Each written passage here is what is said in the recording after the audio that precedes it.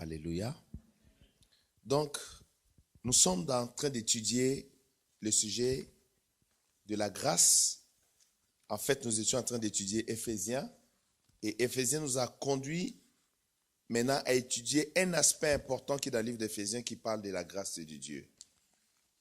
Et nous avons, avec beaucoup de grâce, je vais être dans la tautologie aujourd'hui. Tautologie, c'est français aussi, non? Voilà. J'ai quand même étudié en France, donc je me rappelle un peu de mon français. Donc, et cette étude de la grâce, elle est importante pour que nous puissions apprécier surtout ce que le Seigneur a accompli pour nous à la croix du Calvaire et ce qu'il a fait. Donc, aujourd'hui, on devait voir quoi et quoi. Je vous avais déjà dit ça. On devait voir quoi aujourd'hui? Je vous avais dit ça.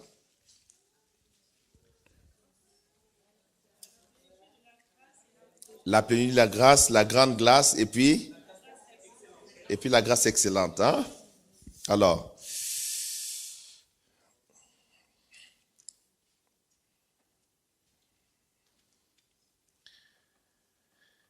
nous allons nous mettre debout pour faire une lecture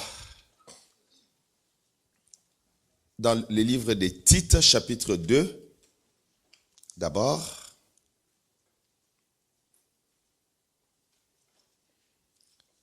Dans Tites, chapitre 2, verset 11 jusqu'au verset 13. Tites, chapitre 2, Titus. Tite, c'était un grec, c'était un frère qui était européen, il était grec. Il était un fils spirituel de l'apôtre Paul. Son vrai nom, c'est Titus, mais traduit en français Tite. OK? Hein? Tite, chapitre 2, je disais, versets 11 à 13.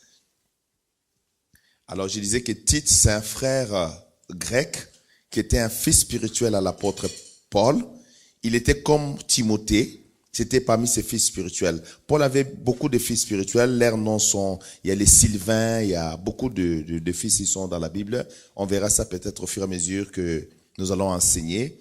Et puis, je donne des enseignements pour que vous puissiez non seulement avoir la connaissance, mais grandir dans la foi.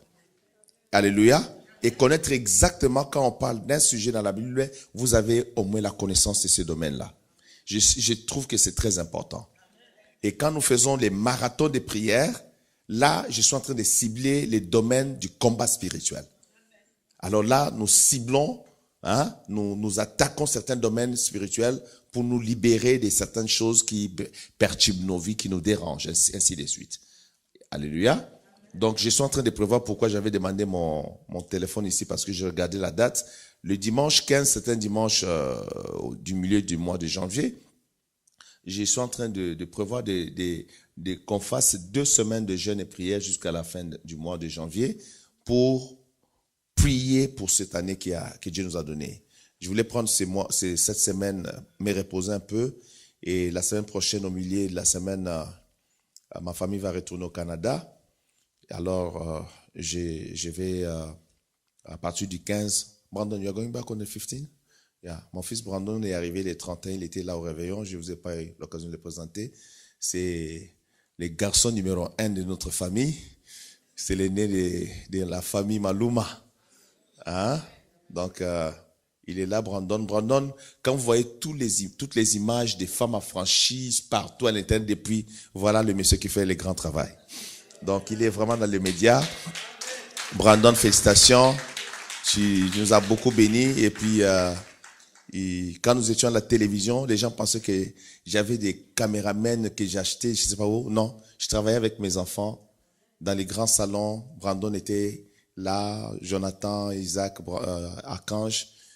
Notre studio, c'était un de nos salons dans la maison. Et toutes les images, parce qu'on était en direct, on était à la télévision au Canada. C'est pas, je parle pas des télévisions Internet. On était vraiment à la télévision. Les gens nous suivaient chaque matin à la télévision. Et j'ai arrêté ces programmes de télévision pour investir l'argent pour l'église de Kinshasa. Et quand j'ai fini de faire le travail de l'église de Kinshasa pour commencer l'église Dieu m'a arrêté, il m'a envoyé chez vous ici à Paris. Maintenant, Parole de grâce Paris est né, mais les gens de Kinshasa continuent à appeler en disant, mais Daddy, tu nous as abandonnés. Je dis, je ne vous ai pas abandonné. Je suis en train de suivre le Saint-Esprit. Parce qu'il faut mettre dans l'obéissance que dans le sacrifice. Amen. Vous voyez dans l'obéissance qu'est-ce que Dieu fait ici. Il y a des grandes choses qui se passent. Vous avez écouté le témoignage de ma fille Malou au réveillon. 2 trous dans l'estomac. Je ne sais pas si les gens ont réalisé ça. C'est-à-dire qu'en mangeant, puisque tout son sel dans le témoignage sortait avec du sang, c'est que la nourriture qu'elle mangeait pouvait sortir de ces trous, rentrer dans tous les organes de son corps. C'était la mort. Quand vous entendez des témoignages que Dieu a guéri une telle personne dans notre église, miraculeusement, il faut rendre grâce à l'Éternel. Dites un bon amen, mes amis. Tous ces témoignages, c'était des signes de la main de Dieu au milieu de nous. Son témoignage m'a ému, m'a touché, quoi qu'il avait partagé ça avec moi personnellement, mais quand il a encore parlé devant, je disais, Seigneur, quelle grâce, tu as sorti ma fille de la mort en fait. Parce qu'il y a une dame qui m'a appelé après, qui travaille dans le domaine médical, m'a dit, mais papa, la fille là qui a parlé qu'elle avait l'estomac perforé 2 fois, tu sais que papa, Dieu l'a délivrée de la mort. Parce que ce cas-là, quand elle mange, quand l'estomac commence à broyer la nourriture, ça peut sortir de ces trous-là, rentrer dans les autres parties de son corps. Et vous voyez ça, vous imaginez? Mais Dieu n'a pas permis ça. Et Dieu savait qu'elle était ma fille depuis les temps éternels. Alléluia. Et Dieu l'a amené, Dieu a dit stop à la maladie. Au nom de Jésus. C'est merveilleux. Hein? Et quand Michael a commencé à parler, comment là, il a pleuré comme une fille. Je dis, Michael, toi vraiment. C'est magnifique, les témoignages là, c'est émouvant. Et mon fils Brandon était très touché par les témoignages de Michael. Et les petits qui jouaient à la guitare, Dorian, c'est puissant. Ça, c'est puissant. Quand Dorian parlait avec toute cette émotion, je dis, c'est pourquoi je dis à l'église, vous ne savez pas qui est à côté de vous. Respectez la personne à côté de vous. Ne le méprisez pas, ne le regardez pas avec un œil de dédain. Respectez-les, aimez-les. Parce que je dis souvent, vous ne savez pas comment Jésus s'est battu, a combattu le diable pour que cette personne soit dans l'église et adore le Seigneur. Dites un bon amen, mes amis. Dites encore amen. C'est pourquoi j'insiste toujours que parole de grâce, vivons dans le respect, dans l'amour de la personne à côté de toi. Vous voyez le message que Dieu nous a donné, il dit, marchez dans l'humilité cette année. Parce que l'humilité précède la gloire. Dieu fait grâce aux humbles. C'est une chose. Je vais parler plus tard de comment trouver grâce devant Dieu. Comment recevoir cette grâce-là. Il y a plusieurs moyens. Je vais vous enseigner ça peut-être jeudi. Jeudi, je dois élaborer maintenant pour vous montrer comment maintenant tu peux recevoir la grâce. Je vais expliquer tous ces aspects-là pour que nous commençons l'année dans cette sagesse divine. Comment trouver grâce. Alors, lisons les textes que nous sommes en train nous avons, parce que le temps part vite. Tite, chapitre 2, verset 11, dit ceci.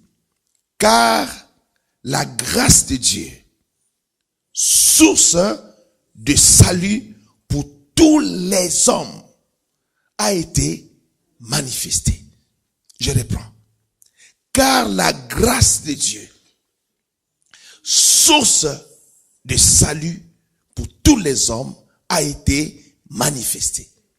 Deuxième aspect, la grâce nous enseigne. My God. La grâce enseigne. La grâce nous enseigne à renoncer à l'impiété et aux convoitises mondaines et à vivre dans le siècle présent selon la sagesse, la justice et la piété, en attendant la bienheureuse espérance et la manifestation de la gloire du grand Dieu et de notre Seigneur Sauveur Jésus-Christ. Quelqu'un dit amen à cela. Le texte lui-même il est puissant. Vous allez vous asseoir parce qu'on a déjà prié. Je vais commencer par là avant d'aller dans la plénitude de la grâce et la grande grâce. Et le jeudi dans l'enseignement, j'aimerais que appelez vos frères et sœurs, qu'ils soient nombreux, parce que normalement, ce que je vous donne là, c'est des séminaires que je fais. Normalement, c'est un séminaire, ce que je vous donne là. Pour vous enrichir dans les domaines qu'on appelle la grâce seulement. Parce que l'église s'appelle comment? Parole de grâce. Donc, nous devons bien connaître la matière de la grâce. Pour continuer à garder la grâce. Alors, il dit ceci. Éteins, parce que je ne peux pas laisser mon téléphone m'allumer longtemps, ça va sonner. Car la grâce de Dieu, source du salut pour tous les hommes. Laissez-moi commencer par là. Le dernier jeudi de la semaine passée, je vous ai expliqué que la grâce, c'est la faveur non méritée de Dieu. La grâce, c'est l'expression de la bonté de Dieu qui touche une vie et qui change cette vie-là. Je vous ai expliqué que la grâce a une puissance. La grâce a une autorité. La grâce a une force extraordinaire. Quand la grâce de Dieu tombe dans la vie d'une personne, même cette personne vivait dans la misère, la grâce de Dieu va transformer cette misère en bénédiction dans la vie de cette personne. Donc la grâce est une force extraordinaire divine. La grâce, quand elle repose dans la vie d'une personne, cette personne vit dans la bénédiction, cette personne prospère, cette personne réussit. Alléluia. Amen. Dites un bon amen. Amen. Maintenant, Paul écrit à Titus.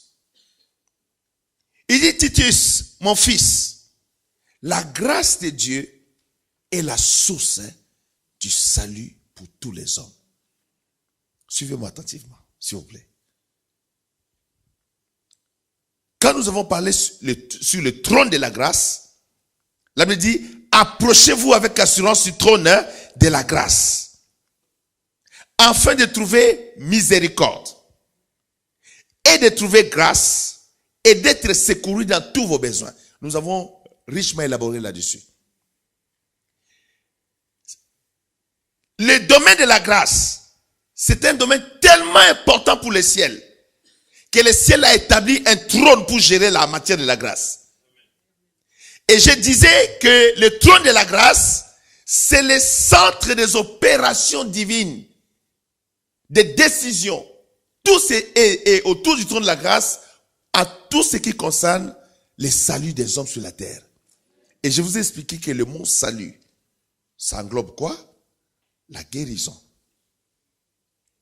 Le mot salut, c'est le pardon des péchés. Le mot salut, c'est la protection. Le mot salut, c'est la sécurité. Le mot salut, c'est la bénédiction. Le mot salut, c'est beaucoup de choses, c'est presque 8 éléments qui incluent seulement le mot salut.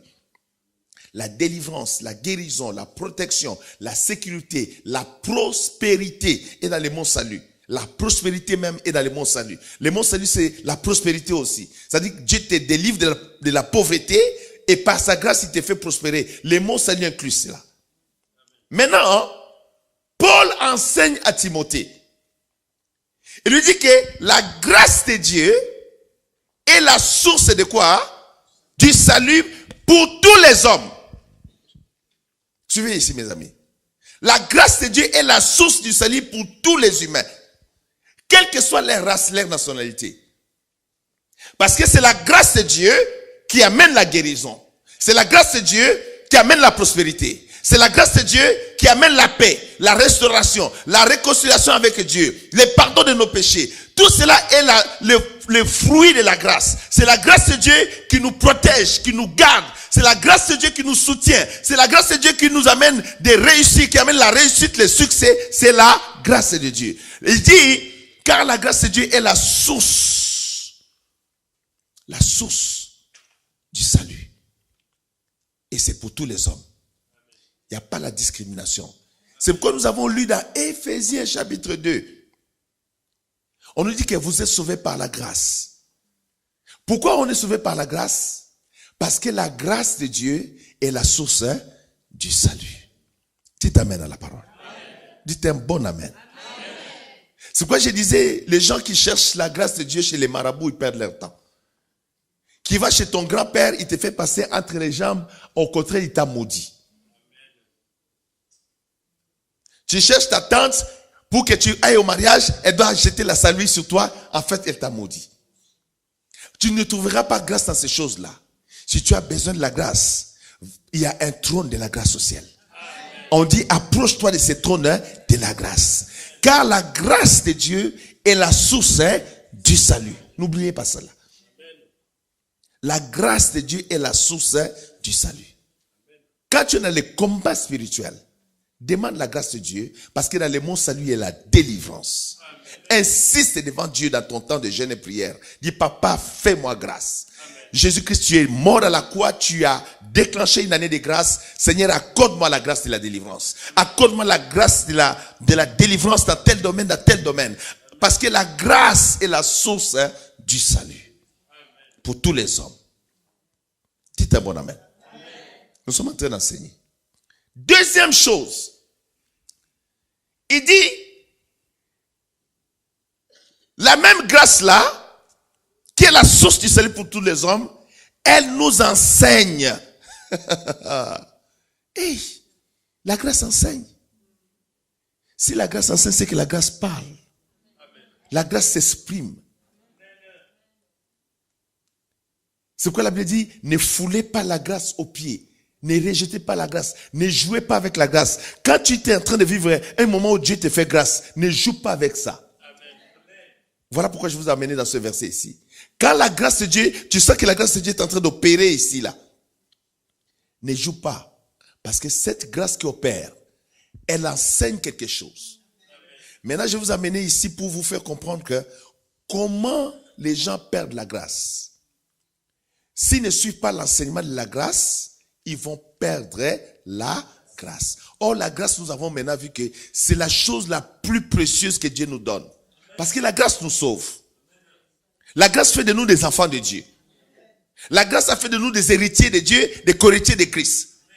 Nous qui n'étions pas un peuple, à cause de la grâce, nous sommes devenus le peuple de l'Éternel. Vous voyez la puissance de la grâce ici. Amen, amen, amen. Maintenant, la grâce, pour qu'elle continue de fonctionner, il faut qu'elle soit entendue, qu'elle soit respectée. Il faut suivre l'enseignement de la grâce.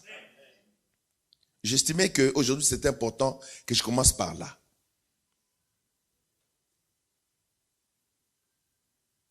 Il y a un pasteur, un homme de Dieu, qui avait reçu une parole puissante de prophétie sur une jeune femme. Et ça venait vraiment de l'Éternel. Et l'homme de Dieu libérait la parole sur la fille. Il dit, Dieu me montre telle chose va arriver. Ta vie va changer en très peu de temps. Je vois que Dieu te fait grâce dans le domaine du mariage. Et tu vas épouser un homme qui sera européen, un homme blanc. Cet homme sera un homme très riche. La fille était... Ah bon? Et puis il y avait une fille à côté qui dit, je reçois. Et puis elle dit, ah bon, toi tu as reçu ça. Il dit, oui, moi je reçois. Parce que moi je reçois. Le pasteur l'a mis de côté. Il a dit, puisque ça lui a été donné, elle l'a refusé. Laisse que cela s'accomplisse dans ta vie. 2 mois après, la fille qui a dit, papa, je reçois. Elle a épousé un homme blanc, très riche, et sa vie a changé. Pourquoi l'autre? Elle a rejeté quoi? La grâce. Elle n'a pas su le moment de sa visitation. Elle n'a pas su ces choses-là. Elle n'a pas compris. Quand la grâce vient vers toi, il faut la saisir. Il faut la garder. Parce que j'ai tellement monté dans le niveau, jeudi passé, dans la semaine de la grâce, j'ai dit, je dois vous montrer ces choses ici, de peur que beaucoup jouent avec la grâce. Écoutez maintenant. Écoutez ceci. Verset 12, il dit, elle vous enseigne à renoncer à l'impiété. Oh! Mais on ne nous a jamais appris que la grâce enseigne ces choses. Au contraire, on dit que quand tu vis dans la grâce, il n'y a pas le jugement, tu vis comme tu veux. Maman Rose? Hey. Les gens ont su que pour vivre dans la grâce. On vit comme on veut. Nous sommes dans les temps de la grâce. Ne nous jugez pas. Laissez-nous tranquilles. Nous sommes dans les temps de la grâce. Les gens ne savent pas parce qu'ils ne sont pas enseignés. Et mon travail ici, c'est de vous enseigner la vraie voie de Dieu, le vrai chemin de Dieu qui amène la bénédiction de Dieu. Amen. Non, ne nous jugez pas. C'est le temps de la grâce. Nous vivons dans la grâce. Mais j'ai dit, mais est-ce que les pasteurs ne l'ont pas enseigné? Qu'est-ce qu'enseigne la grâce? La grâce elle-même enseigne une voie. La première chose, la grâce dit, il enseigne à renoncer à l'impiété. C'est-à-dire que tu dois renoncer. Quand la grâce arrive, renonce à tout ce qu'on appelle impiété, impureté, une vie de débauche, une vie d'impureté totale. Renonce à ça pour garder la grâce. Hey. Je parle à quelqu'un ici ce soir. Non, mes amis, je vous parle avec beaucoup d'amour ici. Parce que Dieu va faire des grands miracles dans cette église. Dieu va faire des grandes choses. Surtout mes jeunes qui sont là. Écoutez ceci. Quand la grâce commence à opérer, la première chose que la grâce demande, de renoncer à l'impiété. Hein, Papa Serge? Renoncer à l'impiété. Tout ce qui est dans le domaine de l'impiété, tu renonces à ça. Pardon. Je dois garder la grâce. Je sors du domaine de l'impiété. Ma fille Rebecca est là. Écoutez ce que dit le Saint-Esprit ce soir. Hein, Sonia? Je vous ai enseigné le trône de la grâce. J'ai beaucoup parlé sur ça. Il faut comprendre le mystère du trône de la grâce. Le trône de la grâce, quand le trône libère la grâce, par exemple à Paris ici, à l'église Parole de Grâce, vous sentez que non, cette église est dans la grâce de Dieu. Renoncez à l'impiété. Renoncez à ça. Renoncez. Renoncez à ça. Parce que vous ne savez pas que la grâce fonctionne toujours dans le principe de la sainteté de Dieu.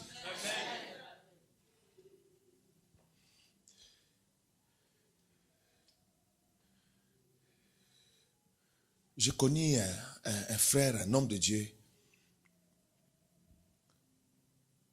Quand cet homme de Dieu prêchait, j'étais assis, j'ai eu peur. Parce que quand il prêchait, mes amis, le feu sortait de lui. J'étais assis sur ma chaise, j'ai senti ma chaise bouger. J'ai tenu ma chaise, je sentais que ma chaise bougeait par la puissance qui sortait de cet homme-là. Dieu lui faisait grâce. Mais il ne connaissait pas cet enseignement. Il ne savait pas que la grâce, on la protège, on la garde.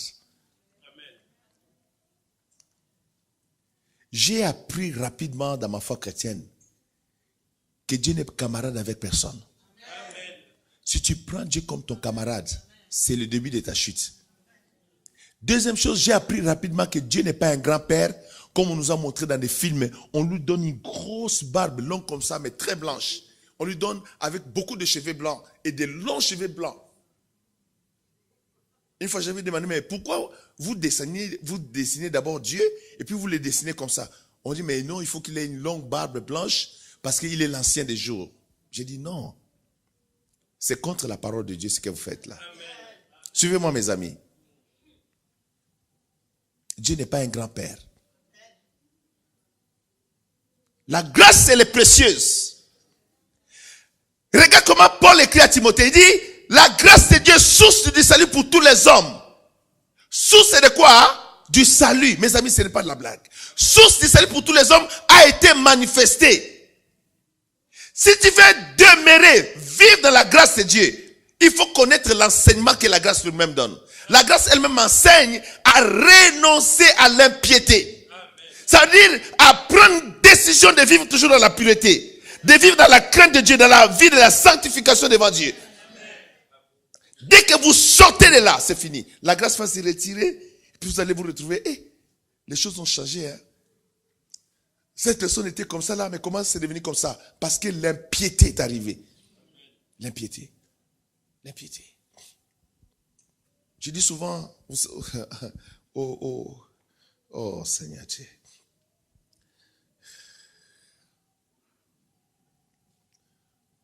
Le problème de l'alcool, hein? L'alcool fait beaucoup de dégâts surtout dans la vie des serviteurs. Quand Dieu t'appelle dans le service, dans les sacerdoces, renonce à l'impiété, renonce même à l'alcool.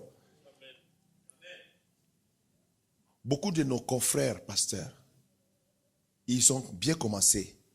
Mais un jour, vous savez, quand vous cédez juste un jour, je vais juste couder, tu goûtes seulement le premier, tu prends un peu, tu goûtes un peu d'alcool, tu tolères seulement un peu, c'est fini. Ça commence un peu. Et puis, un jour, ça te tue. Ça te tue complètement. Renoncer à l'impiété. Renoncer à l'impiété. Est-ce que les jeunes sont avec moi ici, là? Amen, amen, amen. Renoncer à tout ce qui est souillure, à tout ce qui est corruption. Regardez, le domaine de la grâce, c'est un domaine tellement serré que le trône de Dieu gère ces domaines-là. Et les saluts des hommes de la terre, la délivrance, ton mariage, ta carrière, ta carrière professionnelle, tes finances, ta prospérité, tout ce que tu désires dépend de la grâce de Dieu. Alléluia.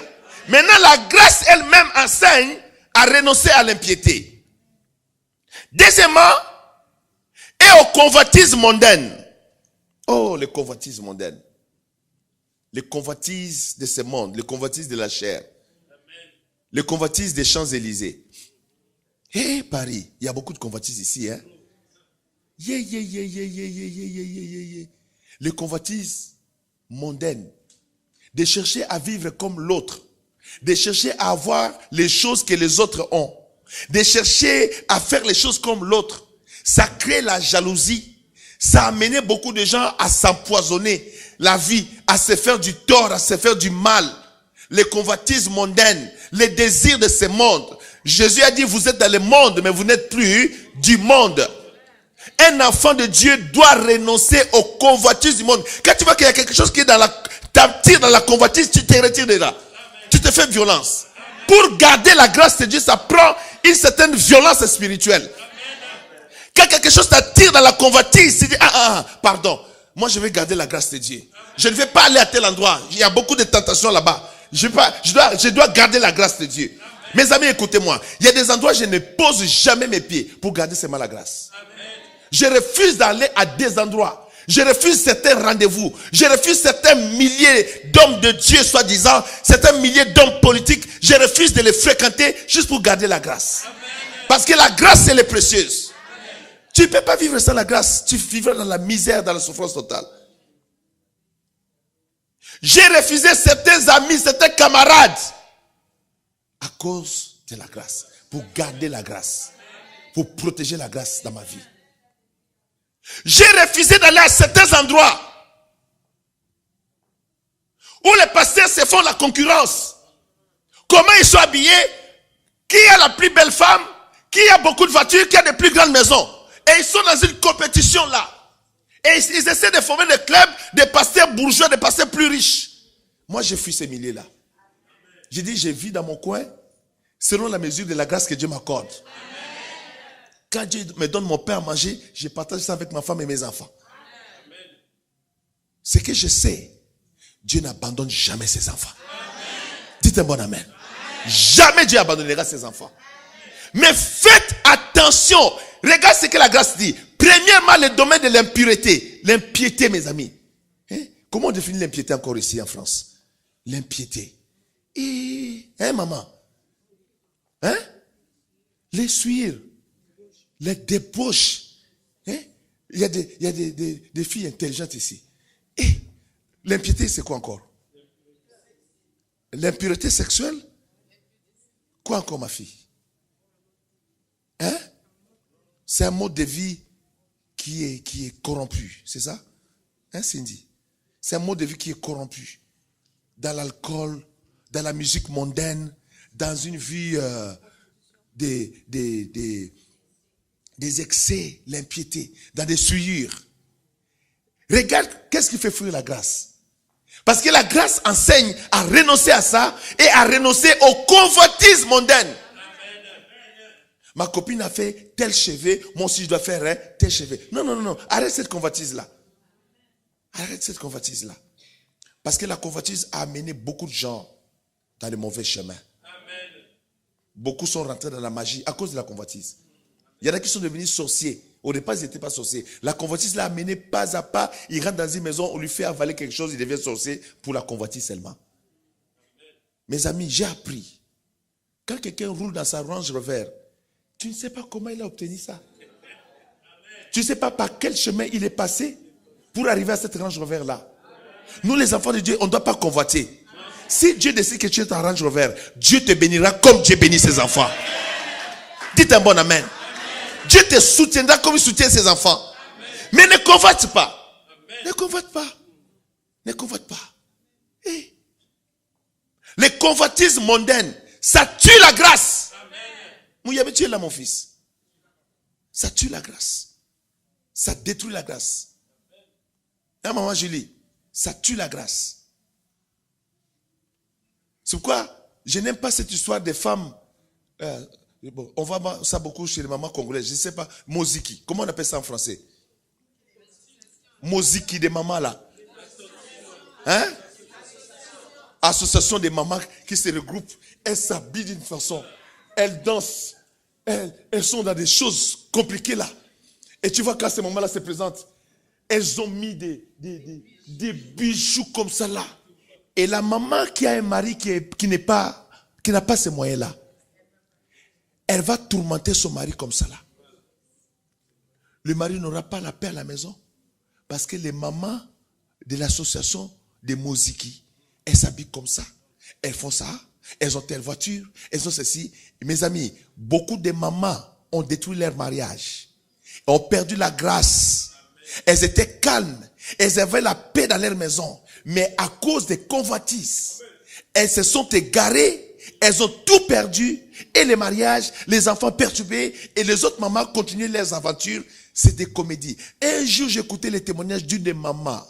Elle faisait le commerce Kinshasa Lomé. Lomé Kinshasa. Kinshasa Lomé. Les gens voyaient des voitures. À Kinshasa, des Mercedes. Les gens voyaient l'argent. Les gens ne connaissaient pas la source de l'argent. Un jour, quand Dieu a commencé à parler, cette maman-là, mes amis, dans la parcelle, ils ont enterré un bouc vivant. Le bouc faisait jusqu'à ce que le bouc est mort. Ils ont fait des choses. Ils ont pris des fétiches de bois. La convoitise. Nous, regardez seulement les voitures sortir, les voitures rentrer, les voitures sortir, les Mercedes noirs, les Mercedes rouges, les Mercedes rentrer, l'argent, des cartons d'argent rentrer. On chantait par les musiciens, on chantait partout. On disait, hey, maman telle, les gens, hey, maman, la maman là a de l'argent. Elle n'a pas l'argent. Ça, c'est pas l'argent. Est-ce que je parle à un enfant de Dieu ici? Un enfant de Dieu a les regards tournés vers l'éternel. Si Dieu te donne ton pain aujourd'hui, tu rends grâce à Dieu. Tu sais que demain, Dieu fera pour toi. Tu ne regardes ni à gauche ni à droite. Tu ne tombes pas dans les convoitises du monde. Mais tu gardes ton espérance à l'éternel, ton Dieu. Il y a un jour où Dieu se souviendra de toi. Il y a un jour pour les enfants de Dieu. Il y a un jour de la délivrance des élus. Il y a un jour de la grâce des élus. Quand ce jour-là viendra, tu béniras ton Dieu. Parce que la source, ce sera la grâce de Dieu. Quelqu'un dit un bon amen ce soir.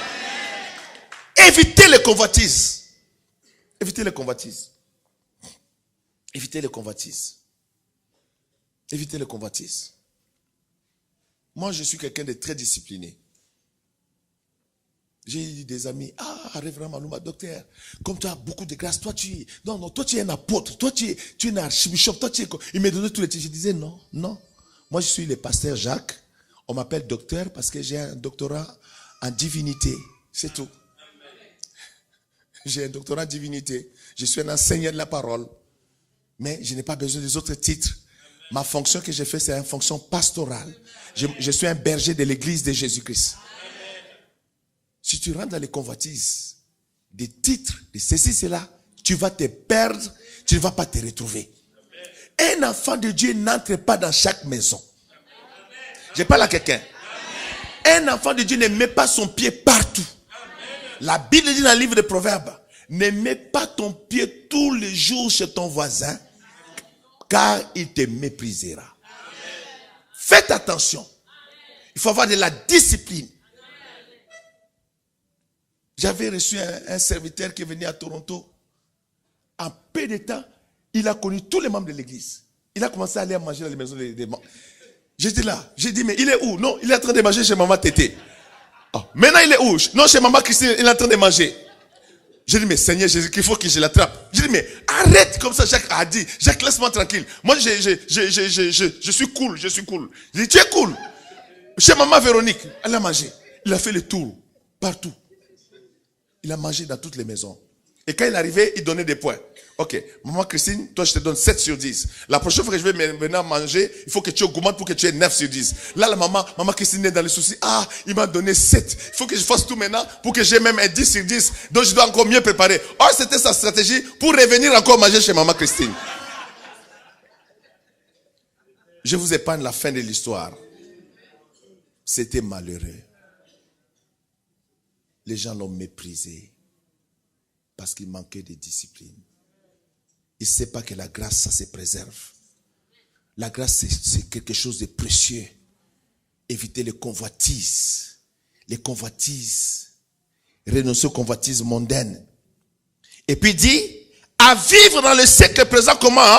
Selon la sagesse. La grâce enseigne à vivre dans le siècle où nous sommes selon la sagesse de Dieu.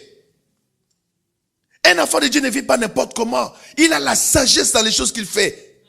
Et vivre dans la sagesse, ça te permet de conserver la grâce de Dieu dans ta vie. Tu es sage dans ce que tu fais. Tu ne dis pas n'importe quoi. Tu ne fais pas n'importe quoi. Tu es sage, tu es humble. Tu privilégies la sagesse dans ta vie, dans tout ce que tu es en train de faire. Au travail, à l'université, à la maison. Tu vis selon la sagesse de Dieu. Je parle à quelqu'un, mes amis. Regarde ce que la grâce enseigne. La grâce enseigne à renoncer aux impiétés, à renoncer aux convoitises du monde et à vivre dans les siècles présents selon la sagesse. Quand tu vas prier aujourd'hui à la maison, dis Seigneur, je veux ta grâce, mais laisse que ta grâce m'enseigne la sagesse de Dieu. La sagesse. La sagesse de comment parler aux gens, comment respecter les aînés, comment respecter les papas, les mamans, comment respecter les jeunes. Parce qu'il y a des fois des adultes qui ne respectent pas les jeunes, qui les traitent n'importe comment. Comment respecter aussi les jeunes à l'église? La sagesse de comment parler, avoir un langage de sagesse, une attitude de sagesse. Toutes ces choses, ça te garde dans la grâce de Dieu. Je parle à quelqu'un. La sagesse de comment faire les choses dans la maison de Dieu, de comment servir Dieu, la sagesse dans le service de Dieu. Cette sagesse ici, ça va te préserver de beaucoup de choses. Ça va t'accorder de vivre toujours dans la grâce. Vous savez, mes amis, j'avais 2 personnes qui avaient un même événement de mariage. Monsieur A et Monsieur B. Le mariage de Monsieur A, tout le monde s'est retiré. Il dit, ah papa, ça c'est ton fils, toi-même, occupe-toi de lui. Tu sais, papa, pardon, papa. J'ai dit, personne ne voulait participer. Personne ne voulait donner à Monsieur A. Pourquoi? Langage. Manque de sagesse. Il ne sait pas que la grâce, ça se conserve. Suivez-moi pourquoi je parle de ces choses. La Bible dit, or l'enfant grandissait en stature et en grâce devant Dieu et devant les hommes. La grâce là, il faut la garder devant Dieu et devant les hommes. Tu peux avoir la grâce devant Dieu, mais par manque de sagesse, tu perds la grâce parmi les hommes. Tu as la grâce, Dieu t'a béni, tu as l'onction, tu as la connaissance de la parole, tu as ceci, cela, mais tu manques de sagesse, de comment collaborer avec les gens, de comment marcher avec les gens, de comment traiter les gens, comment respecter les gens, quelle attitude avoir vis-à-vis des frères et sœurs dans l'église. Les jours que j'ai présenté maintenant le frère numéro B, toute l'église est debout. Papa, moi je vais faire ceci. Papa, dis-lui, lui là, son costume de mariage, c'est moi qui achète. Je disais, je dis, mais qu'est-ce qu'il a? Il dit, papa, c'est un homme sage. C'est un homme humble. Il parle avec tout le monde. Il est bien avec nous tous. Il est comme notre famille. Je dis, mais qu'est-ce qu'il y avait avec le frère numéro A? Il dit, lui là, papa, ça c'est seulement ton fils. Oh. Toi-même, occupe-toi de lui, papa. J'ai compris. Le frère numéro B avait la sagesse. Je parle à quelqu'un. Cette sagesse de comment être avec les gens. D'écouter les conseils des aînés. D'écouter d'accepter qu'on puisse t'encadrer. Ça te conserve dans la grâce. Tu es une jeune fille dans l'église, tu veux te marier. Pour avoir cette grâce de mariage, il y a une sagesse qui est derrière. Comment t'habiller, comment te comporter, comment servir les gens, comment être poli, comment être gentil. Sans que tu le saches, il y a une maman qui va dire dans son cœur, Seigneur, bénis ma fille là dans le mariage. Parce que la maman te voit comment tu es dans l'église. L'autre papa dit, ah, quelle jolie fille, quelle grâce cette fille a, Seigneur, bénis-la dans le mariage. Tu ne sais pas que ta sagesse, ta manière de vivre, les gens sont en train de te bénir à partir de leur cœur, sans ouvrir la bouche. Leur cœur parle devant Dieu à ta faveur. J'enseigne à quelqu'un ce soir. Pour garder la grâce elle-même enseigne, non seulement de renoncer à l'impiété, de renoncer aux convoitises de la chair, mais de vivre dans la sagesse. Oh mes amis, comment beaucoup d'hommes et de femmes de l'église ont perdu la grâce parce qu'ils ont manqué la sagesse. La sagesse de vivre, de savoir vivre ensemble, de savoir être avec les autres. La sagesse de savoir avec qui être, avec qui ne pas être. La sagesse de comment servir Dieu. Qu'est-ce qu'il faut dire, qu'est-ce qu'il ne faut pas dire. Toi, tu es... Ah, moi, j'ai dit tout. Moi, on ne joue pas avec moi. Moi, j'ai dit tout. Tu dis tout, c'est bien. Mais ça va te causer des problèmes. Il faut la sagesse. La sagesse. À vivre. La grâce elle-même enseigne à vivre dans cet temps-ci dans la sagesse. La sagesse. Hey. Maman Véronique. La sagesse.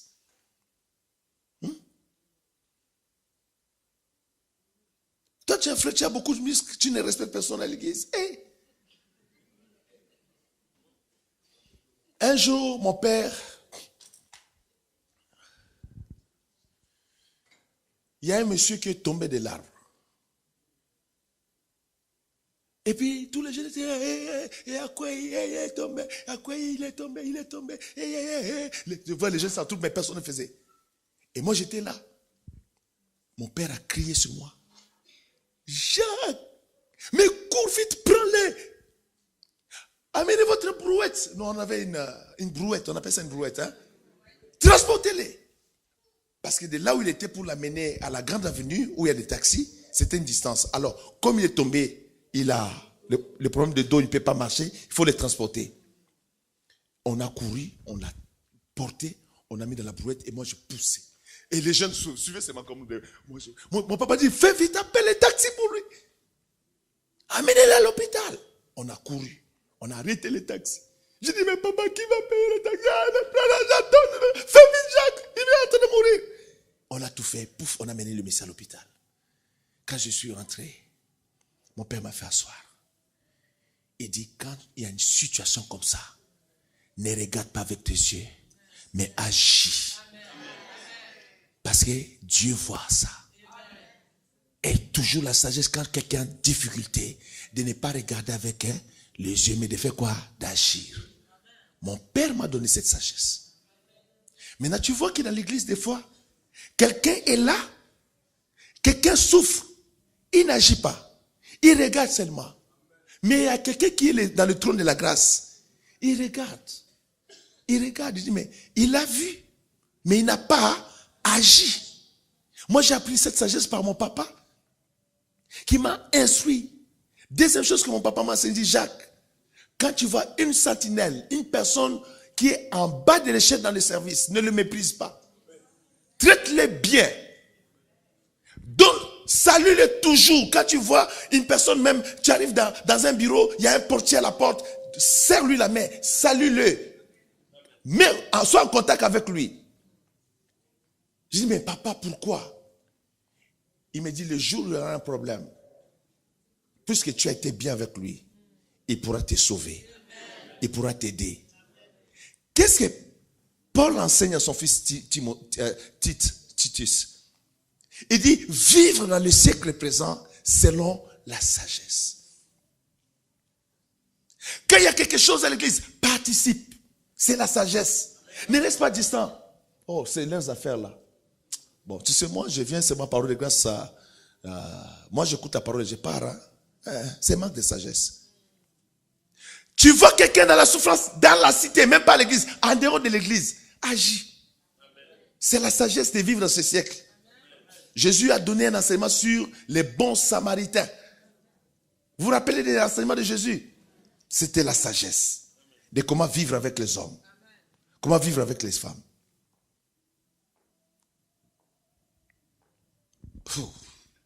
C'est beaucoup de choses.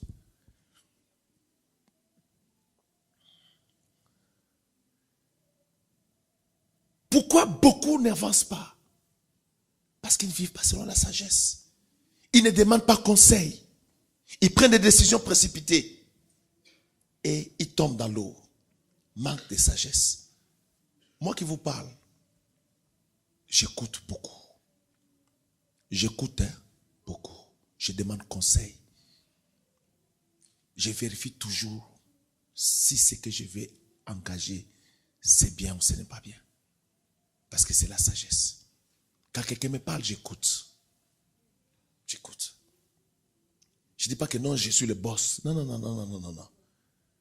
J'écoute ce que mes frères disent, ce que mes sœurs disent. J'analyse et je demande à Dieu dans ma prière de m'aider, de me donner la sagesse pour ce problème. Et Dieu me guide. La grâce de Dieu enseigne de vivre dans ce siècle dans la sagesse. Hey, la grâce enseigne de vivre dans la sagesse. Toi, tu es un papa, tu dis tout. Hey, tu parles tout pour qu'on sache que c'est toi. Hey. Des fois, même quand tu trouves quelqu'un dans une erreur, tu regardes l'attitude de la personne et dis, si je lui fais la remarque maintenant, ça ne va pas être une bénédiction. Je vais aller d'abord prier pour lui. On ne corrige pas les gens à tout bout de champ. Moi, je ne le fais pas. Je vois beaucoup de choses ici. J'ai pris. Je dis, je vais prier. Je vais prier pour ma fille Tété. Jusqu'à ce que Dieu va lui faire grâce dans tel domaine. Je vais prier. Je prie. Il y a des choses pour lesquelles je prie. Et après, je vois Dieu, le Saint-Esprit m'a précédé et la personne a compris au travers des enseignements. La personne a changé. La sagesse. La sagesse. Hier, je parlais avec une de mes filles. Oh, il y a un jeune garçon qui a détruit son mariage par manque de sagesse. Quand je suis rentré, je réfléchissais, je dis, oh, ce jeune homme-là, par manque de sagesse, il a détruit son mariage comme ça. Manque de sagesse. Oh, il faut vivre dans la sagesse. Et sur la terre là, les femmes doivent vivre dans la sagesse vis-à-vis de leur mari. Très important. Amen. Amen. Amen, amen, amen. Il y a tellement de choses à enseigner. Maintenant, vous êtes devenus tellement sérieux.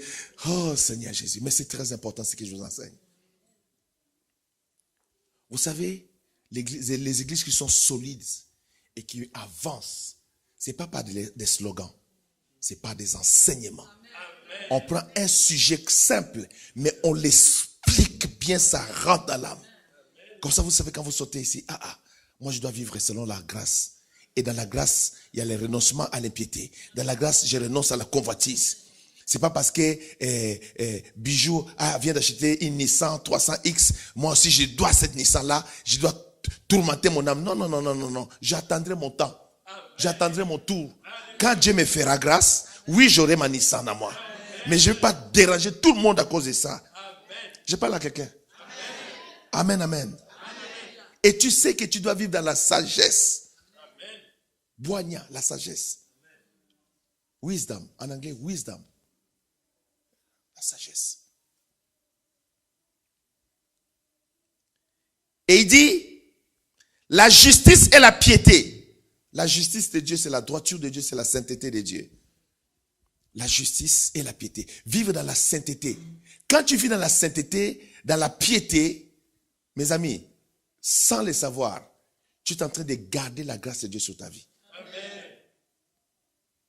Tu gardes la grâce. Beaucoup de gens perdent la grâce parce qu'ils ne savent pas vivre dans la justice. Ils ne savent pas être juste dans les affaires. Juste avec les frères et sœurs. Juste dans les affaires de l'église. J'étais dans une grande église à Kinshasa, j'ai prêché. Une méga church, plus de 3000 personnes. Et on m'a dit, mais pasteur, il y a un problème ici. Je dis quoi? Le pasteur titulaire, il est un bon monsieur, un homme béni. Amen, amen. Et puis, un pasteur de l'église, on fait la veillée, comme on a fait les réveillons là, on a fait les offrandes. Il prend toutes ces offrandes-là, il vole. Il vole les offrandes de l'église, il amène ça chez lui à la maison.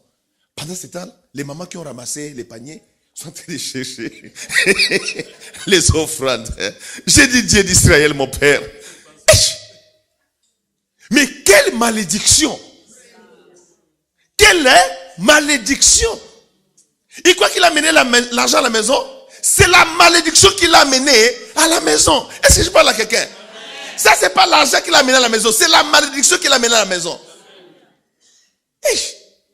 J'ai dit aux personnes qui me disent, mais il est où? Appelez-les qui viennent se repartir ici vite.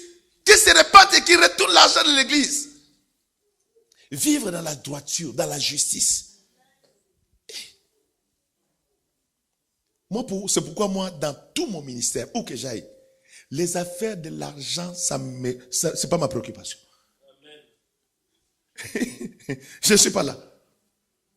Parce que j'ai appris dans la sagesse, j'ai dit, là où il y a l'argent, il y a beaucoup de tentations. Est-ce que vous me suivez? Je dis, mais comment il est passé, il n'est pas droit, il n'est pas dans la justice. Comment d'abord on t'appelle pasteur et puis tout le monde sait que tu as volé l'argent des offrandes de la veillée? Hein? L'offrande de la veillée, il a volé, il a mené ça chez lui à la maison. Et les mamans qui récoltaient l'argent cherchent. Mais vous avez mis l'argent où? On dit, papa, on avait mis ça ici, papa. Et on a mis ça ici. Mais elle est où? Oh, papa, on ne sait pas, quelqu'un a pris ça. Mais qui a pris ça? Quand on investigue un peu, c'était le pasteur. Il est rentré, pendant que tout le monde était distrait, il a pris les paniers, il a mis dans sa voiture, il a démarré, il est parti à la maison. J'ai dit, mais il a amené la malédiction. Oh, mon temps est parti. La malédiction. Vivre dans la justice, même à la maison. Les jeunes ne prennent pas l'argent de maman et papa sans demander. Amen. Beaucoup de gens font ça. Faites attention dans les petits détails. Vivre dans ce siècle présent, dans la piété, dans la justice, dans la sagesse, parce qu'il dit la suite, c'est à cause de la venue de Jésus, la bienheureuse venue du Seigneur, parce que Jésus-Christ est à la porte, bientôt l'enlèvement aura lieu. La grâce enseigne l'enlèvement. La grâce enseigne l'enlèvement. La grâce parle de l'enlèvement. Quand vous dites que non, nous sommes dans le temps de la grâce, les pasteurs là prêchent la condamnation, nous sommes dans le temps de la grâce, est-ce qu'il faut nous laisser libres? Mais lis ici, maman Christine, la grâce enseigne la préparation à l'enlèvement. À cause, le verset suivant dit quoi? De la bienheureuse, il a dit quoi? Le verset 13, il dit quoi? Hein? En attendant, espérance et la manifestation de la gloire de notre grand Dieu et Sauveur Jésus-Christ qui s'est donné lui-même pour nous, afin de nous racheter de toute iniquité et de se faire un peuple qui lui appartienne. En attendant la bienheureuse espérance de l'enlèvement, la grâce nous parle de ces choses qui concernent notre communion avec le Seigneur Jésus-Christ. Dites Amen. Amen. Dites un bon Amen. Amen. Ah oui, oui. Hein, maman Clémence? Tu ne vas pas dire que non, mon papa là, il est venu au Canada, il ne m'a pas formé. Je suis en train de vous former là, maintenant là. Parce que quand il y aura beaucoup d'églises ici en France, j'aurai besoin de vous pour aller diriger ces églises-là. Je ne perds pas mon temps ici. Je vous forme dans ces choses. Hein, papa Serge? C'est important de connaître ça. Comment un pasteur peut voler l'argent des offrandes de la veillée? Tu vois ça? Hein? Comme disait ma fille à la veillée, encore un autre Congolais. Un autre Congolais qui vient pour nous embrouiller ici. Mais Jésus est bon. Alléluia. Jésus est merveilleux. Maintenant, pour les quelques 20 minutes qui restent ici, 10 minutes, laisse-moi parler de la plénitude de la grâce rapidement, peut-être en 2 minutes, mais surtout vous parler de la grande grâce. La plénitude de la grâce. Est-ce que quelqu'un bénit par ces choses ici? Je ne vous ennuie pas? Hein? Suivez ici. Allez avec moi dans Jean maintenant, Évangile de Jean, chapitre 1. John, chapter 1. Jean chapitre 1. Je suis enrhumé.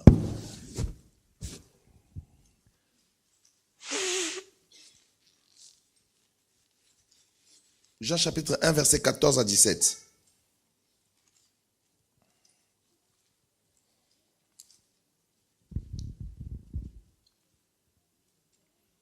Désormais, si quelqu'un dit que non, laisse-moi tranquille, nous sommes dans l'état de la grâce. Tu dis, mais la grâce, ça ne t'enseigne rien. Parce que toi, tu connais que la grâce enseigne. Et moi, je dis, la grâce enseigne quoi? Tu vas lui ouvrir 1 Tite 2. Tu vas prendre le passage, tu vas lui expliquer.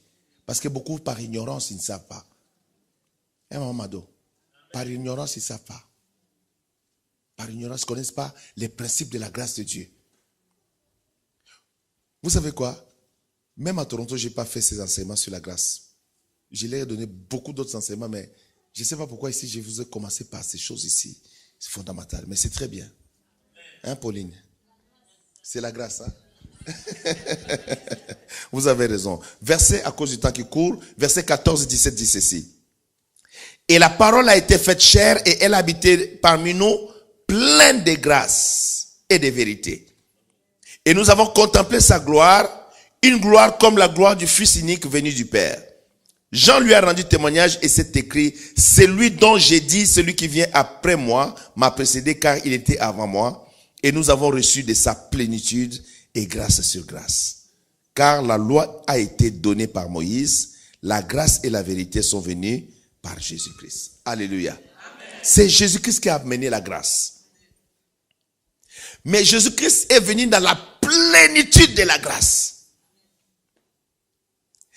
Et la Bible dit que de sa plénitude de la grâce, nous avons reçu grâce sur grâce.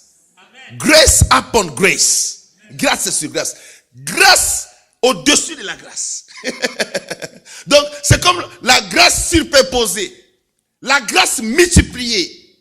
Nous avons reçu doublement la grâce. Grâce sur grâce. Mais celui qui a mené la plénitude de la grâce, c'est qui? C'est Jésus-Christ. La loi est venue par Moïse. Dans la loi, il n'y a pas la grâce. Mais la vérité et la grâce marchent ensemble. Amen. Quand tu es dans la grâce, tu es dans la vérité. Amen. Parce que la vérité et la grâce marchent ensemble. Ils sont des jumelles.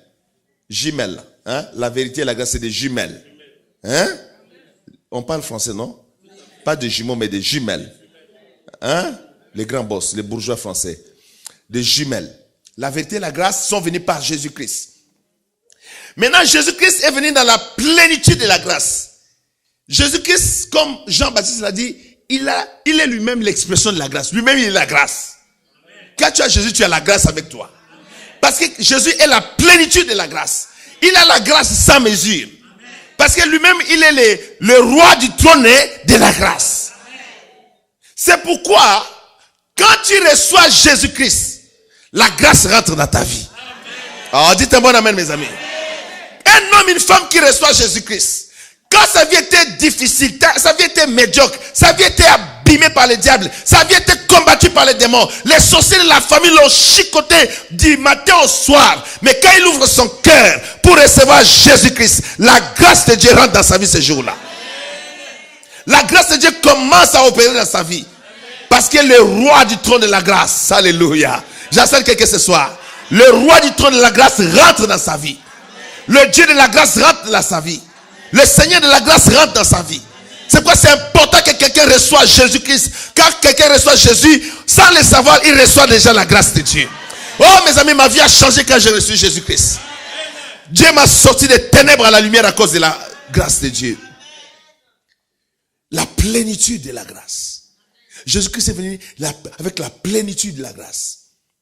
Et quand Jésus rentre dans la vie d'une personne, de sa plénitude, nous recevons grâce sur grâce. Quand tu reçois Jésus, tu commences à voir que non, la lumière commence à briller dans ta vie. Les choses commencent à changer. Quelle est cette force-là qui change? C'est la grâce, qui est la source du salut, la source de ta guérison. Quand Jésus rentre dans ta vie, tu sens maintenant, j'avais peur des sorciers, maintenant j'ai la force, l'autorité. Parce que Jésus est rentré dans ma vie. Parce qu'il est le prince de la grâce. Le chef de la grâce, c'est lui. Celui qui est assis sur le trône de la grâce, c'est Jésus. Et quand tu reçois Jésus, tu reçois grâce. Double grâce rentre dans ta vie. Les choses qui étaient difficiles deviennent faciles. Ce qui était impossible deviennent possibles. Parce que la grâce est rentrée quand tu as reçu Jésus-Christ. Maintenant, Jésus-Christ, c'est lui qui est l'auteur de la grâce. C'est lui qui est la source de la grâce, c'est Jésus-Christ. La source même de la grâce, c'est Jésus. Jésus-Christ est l'auteur, la source de la grâce. La grâce émane de la personne de Jésus-Christ. Donc, pour recevoir cette grâce divine, il faut recevoir Jésus-Christ. Amen. Maintenant, mes amis, quand cette grâce est dans ta vie, tu sais comment marcher. Je venais d'enseigner ça. Tu sais comment opérer, comment fonctionner. Amen, amen, amen. Mais c'est Jésus-Christ qui est l'auteur de la grâce. La vérité et la grâce sont venues par Jésus-Christ. Donc c'est lui qui est l'auteur, c'est lui qui est la source de la grâce. C'est quoi j'ai enseigné l'autre fois. N'aille pas chercher la grâce de Dieu chez ton grand-père. Non, ne fais pas cette erreur-là. Et n'aille pas chez un pasteur qui dit que si tu veux te marier, achète ces mouchoirs ici et ça coûte 100 €. Et puis quand tu auras les mouchoirs, je ferai un jeûne de 1 semaine pour toi et tu amèneras 1000 €. Je vais prier pour toi, tu auras le mariage. Ça, c'est pas la grâce. Ça, c'est pas la grâce. Tu peux pas témoigner Dieu sur ces choses-là. Ces bêtises comme ça là. Non, non, non, non. Non. La grâce vient de Jésus-Christ. Il est la source de la grâce. Amen. Je vous enseignerai correctement les domaines de donner, de la dîme, comment c'est puissant, comment soutenir l'œuvre de Dieu, comment c'est puissant, comment ça libère certaines faveurs de Dieu. Je vais vous enseigner tous ces domaines-là. Comment ça ouvre des portes puissantes dans la vie des hommes et des femmes de Dieu. Comment apprendre à soutenir les œuvres de Dieu. Comment soutenir. Oh, hier j'étais béni, j'ai parlé avec une de mes filles, il dit, papa, mon mari que tu vois là, Dieu l'a fait grâce. Il avait l'argent, il était à la frontière de l'Angola et du Congo. Et puis il a rencontré un pasteur qui avait une équipe. Ils allaient évangéliser en Angola à l'intérieur, mais ils n'avaient pas l'argent pour payer les transports de tous les gens. Et tout l'argent de ces transports-là, c'était l'argent que lui il avait à la main. Amen. Dieu l'a aidé, l'a compris. Il a dit au pasteur, prends tout ce que j'ai alors. Amen. Il a tout donné à ce pasteur. Il est resté même vide. Il est resté là. Quand ils sont partis, maintenant, lui, il est resté comme bête. Maintenant, son esprit s'est ouvert. Il dit, mais maintenant, je vais manger. Quoi que je vais faire? Mais Dieu aime ça. Amen. Parce que c'est là que Dieu commence à agir. Amen. Maintenant, quand les pasteurs sont partis, ils sont allés, ils ont fait la croisade. Papa, lui s'est débrouillé. Puis il est retourné dans sa ville. Il a continué à travailler. Dieu a fait un miracle. Dieu a fait un miracle.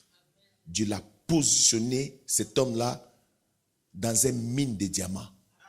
Les gens venaient acheter les diamants dans ses mains. Après qu'il a tout donné, Dieu a fait un miracle. Vous savez, Dieu est puissant. Amen. Je vous ai raconté l'autre fois, une de mes filles, je l'ai bénie comme ça. Et elle est allée, elle a trouvé grâce jusqu'à acheter une maison de 7 millions de $. Moi-même, quand elle m'a amené l'histoire et les photos de la maison, j'étais choqué. Je dis, mais c'est pas possible. Dieu est trop puissant comme ça là. Amen. Dieu est Dieu. Amen. Mais revenons dans la grâce. La grâce est précieuse. La grâce est l'importante. Allez avec moi dans Actes chapitre 6. Rapidement. Oh, mon temps est complètement fini. Actes chapitre 6, verset 8. C'est l'enseignement, c'est pourquoi nous lisons tous ces versets ici. Actes chapitre 6, verset 8. J'espère que quelqu'un est béni ici. Amen. Actes chapitre 6, verset 8. La Bible dit ceci. Étienne, dis avec moi Étienne. Ah oui, c'était un frère formidable. Étienne, plein de grâce et de puissance, faisait des prodiges et des grands miracles parmi le peuple. Suivez-moi ici, suivez-moi. Le frère ici, Étienne, quand j'ai lu ça, je dis, Seigneur, comment on arrive à ça? Il était comment? Hein? Plein de grâce. Après que tu aies lu dans la Bible que Jésus-Christ est venu dans la plénitude de la grâce, tu rentres dans les actes des apôtres, tu trouves un jeune homme comme ça, qu'on appelle Étienne. On lit qu'Étienne est plein de grâce. Et full of grace. Full. Hein? Tu as dit quoi, ma fille? Dieu aimait Étienne, hein? Il lui a donné plein de grâces. Mes amis, à part Jésus-Christ, qui est l'auteur de la grâce, tu peux vivre une vie pleine de grâce. Amen. Dites un bon amen à ça. Amen. Je suis en train d'enseigner ces choses très importantes. Tu peux mener une vie pleine de grâce. Amen. Quand on voit qu'on dit, ah, Ruth, là, vraiment, Dieu a changé sa vie. Elle est pleine de grâce, c'est pas possible. La grâce s'est abondée dans sa vie. La grâce a opéré tellement de miracles. La grâce a transformé son histoire. Maintenant qu'on parle d'elle, mais c'est pas possible. Mais c'est extraordinaire. Mais les gens vont manquer de vocabulaire à ton égard à cause de la plénitude de la grâce. Non, que Dieu t'accorde la plénitude de la grâce ce soir. Quelqu'un dit un bon amen ce soir. Quand la plénitude de la grâce est en toi, les gens manquent d'expression pour dire qu'est-ce qui se passe avec toi.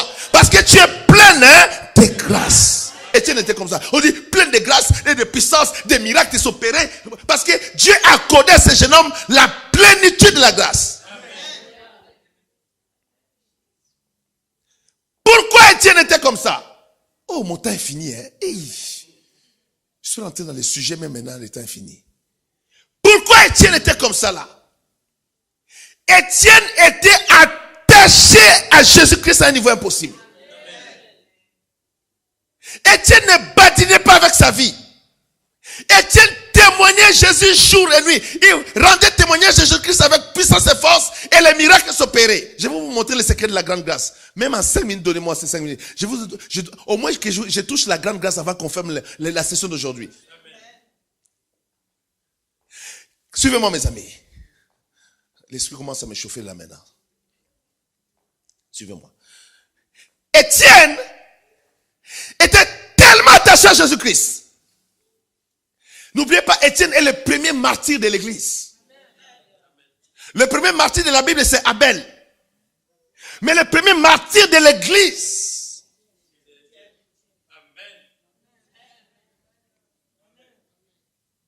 mes amis, il aimait tellement le Seigneur. Cet homme était tellement attaché à Jésus-Christ. Il ne badinait pas avec sa vie. Jésus-Christ l'a regardé. Jésus lui a donné la plénitude de la grâce. Amen. La plénitude de la grâce. Mes amis, je vous enseigne un domaine très puissant ici. Et je vous ai dit tout à l'heure que c'est Jésus-Christ qui est l'auteur de la grâce. Je ne vous enseigne pas la grâce comme les gens embrouillent les gens dehors là. Je vous ai enseigné d'abord comment la grâce elle est stricte. Hein? Quand vous suivez vraiment la grâce, l'enseignement de la grâce est stricte. Hein, maman? L'enseignement de la grâce, il dit, renonce à l'impiété, au convoitise du monde, marcher dans la sagesse, Quand tu sais, à cause de la bienheureuse espérance que nous avons en Jésus-Christ qui va être manifesté, tu sais que la grâce ne veut pas le péché, ne veut pas n'importe quoi, il veut la sagesse, la grâce veut la justice de Dieu, la droiture, la sanctification, la grâce veut ces choses-là, la grâce est très stricte. C'est que les gens, suivez-moi, les gens qui ont expérimenté la plénitude de la grâce, oh my God, c'est des gens qui étaient attachés à la source de la grâce qui est Jésus-Christ. Attachés à la source de la grâce, attachés à la personne de Jésus-Christ. Il ne badinait pas avec sa vie. Il ne voulait pas se compromettre, ni se corrompre, ni se mettre dans des situations bizarres pour perdre la grâce. Il a gardé la plénitude de la grâce de Dieu. Quand tu lis ça, tu es choqué. Étienne plein de grâce. Alors que nous venons de lire Jésus-Christ plein de grâce. Comment un homme peut avoir la même stature que Jésus-Christ? Serge, un homme qui a la même stature que Jésus-Christ dans la plénitude de la grâce.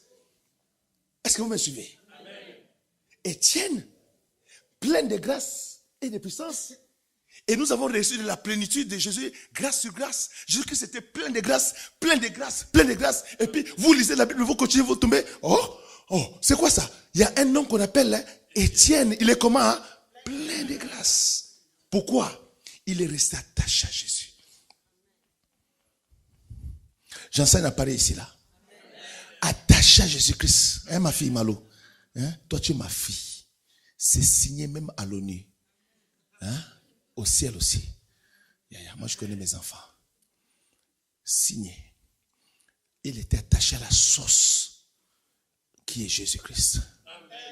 Il ne jouait pas avec ça.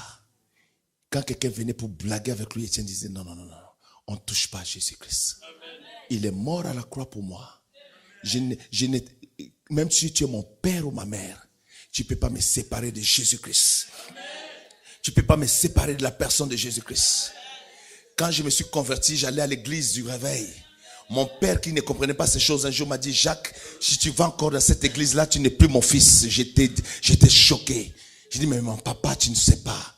Qu'est-ce que ce Jésus-là a fait pour moi?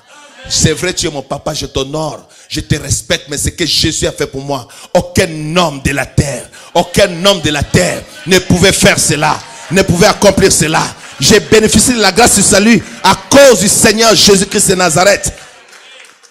Étienne, plein de grâce et de puissance, il opérait beaucoup de miracles. Quand tu vois quelqu'un comme ça qui opère des miracles, la grâce de Dieu, c'est que la grâce de Dieu est en abondance dans la vie de cette personne. C'est des gens, des personnes comme ça, si tu le touches, Dieu te tue. On ne joue pas avec ces gens comme ça là. Il est plein de grâce, la puissance de Dieu est en lui. Et quand il y a des miracles qui s'opèrent, tu sais que cet homme-là aime Jésus. Et on ne joue pas avec ça là. On ne joue pas. Si tu oses même avec tes paroles, tu peux mourir. Plein de grâce. Pourquoi je vous amène ici? Pour te dire à quelqu'un ici, si Étienne était plein de grâce, toi aussi tu peux. Il suffit que tu te connectes à la source. Que tu sois branché à la source. Tu sois connecté à Jésus-Christ. Aimer Jésus-Christ à 100%. De tout ton cœur, de toute ta force. Être intransigeant. On dit ça en français, hein? Intransigeant en ce qui concerne la personne de Jésus. Tu ne joues pas. Tu es sérieux avec lui. Et la couronne de la gloire de Dieu va rentrer dans ta vie. La puissance de Dieu.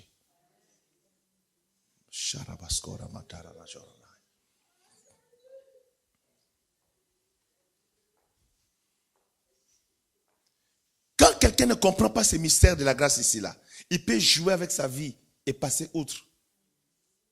Alors qu'il y a des hommes comme ça là, qui étaient accrochés à Jésus-Christ. Il est prêt à payer tous les prix pour gagner Jésus-Christ. Pour rester en intimité avec Jésus-Christ. Rester amoureux de Jésus-Christ.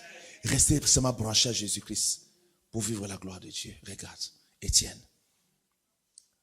Après, on va les tuer. Mais vous savez, pendant qu'on les lapidait, je sens la gloire de Dieu ici. Suivez-moi. La gloire de Dieu est rentrée dans la salle à cause de ce message ici. Pendant qu'on lapidait Étienne, le ciel s'est ouvert. Il a vu Jésus-Christ debout. Ça, c'est un mystère. Je vous révélerai ça plus tard. Parce que la Bible enseigne que Jésus-Christ est assis à la droite de Dieu le Père. Mais Étienne a vu Jésus debout. Pourquoi il était debout? J'amènerai ça une autre fois.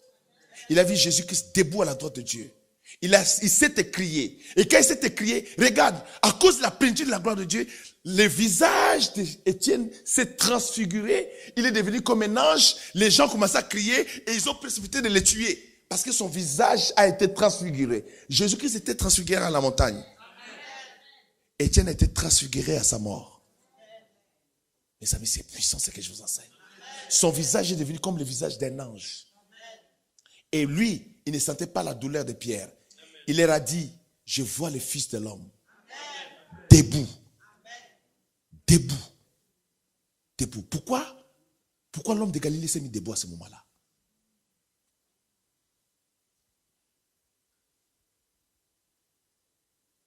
Parce que toutes les Écritures disent qu'il est monté au ciel et s'est assis à la droite. Tout le monde sait qu'il est dans la position assise. Pourquoi au jour de la mort d'Étienne, il était debout?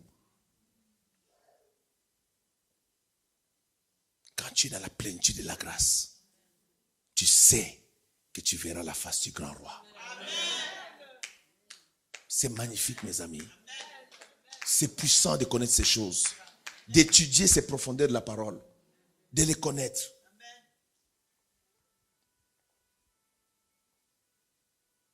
Je sais que les gens ont besoin de délivrance, de guérison, de ceci, cela. Je suis là pour vous aider dans ce domaine-là. Mais l'enseignement, c'est capital. C'est primordial. C'est puissant.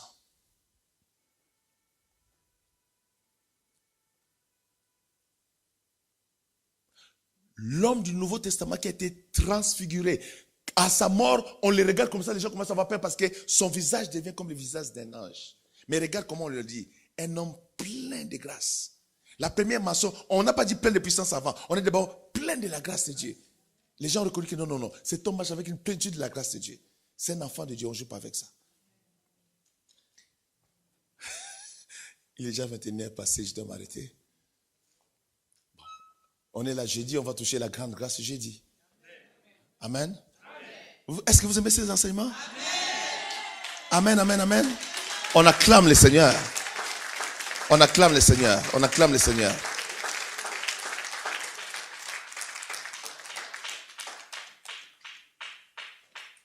Il y a tellement de choses à dire que c'est le jeudi par la grâce de Dieu. On va continuer. Je vais vous expliquer le mystère de la grande grâce. Là, je parlais, vous voyez, c'est beaucoup. Je voulais passer rapidement 2 minutes, mais le Saint-Esprit ne m'a pas permis.